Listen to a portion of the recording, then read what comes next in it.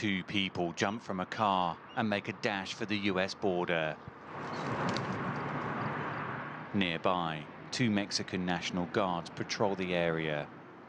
Within seconds, the two migrants are in U.S. territory. There is little the guards can do. The migrants will be picked up by U.S. Border Patrol. But the flow of migrants into the U.S. appears to have slowed in recent months, following new policies by the Trump administration. The Migrant Protection Protocols, or the Remain in Mexico policy, means migrants must stay in Mexico while their cases are adjudicated. Dilcia and her son Anthony left Honduras because of the violence there. Her husband and other twin son have already reached Houston, Texas. But having been separated on the journey, Dilcia and Anthony have been stuck in Juarez for months.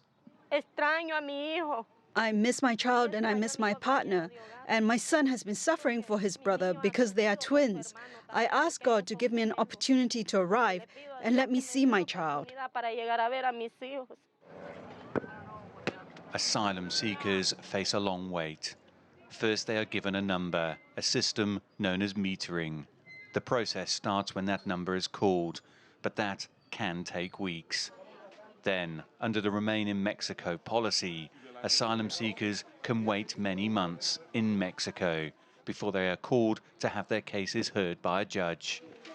Michael is a former soldier that left Honduras with his 4 children. They have their papers and are now awaiting a court date. I hope they don't send us back, because the truth is that we come from a very dangerous area, and if they send us back, it's like sending us to our deaths. This hostel was originally set up to help abused and vulnerable women and children from the Juarez area. The shelter accepted its first migrants just over 4 months ago. It now houses some 240. Ismael Martinez runs the shelter. He's already preparing for more arrivals. Thousands and thousands are going to stay here in Mexico. There's not another option to go back to their country.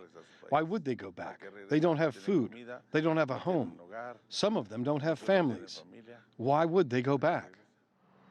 Since the Remain in Mexico program began in January, some 20,000 migrants have been sent back to Mexico. Many of the shelters in Juarez are now stretched to capacity. Remain in Mexico essentially asks Mexico to meet their international obligations while we get to not meet ours. Along the border, a group of migrants huddle next to an emergency gate at the wall. They hope a U.S. Border Patrol will soon pick them up. For many, that will begin another journey, back across a border they risked so much to cross. Dan Williams, CGTN, Ciudad Juarez, Mexico.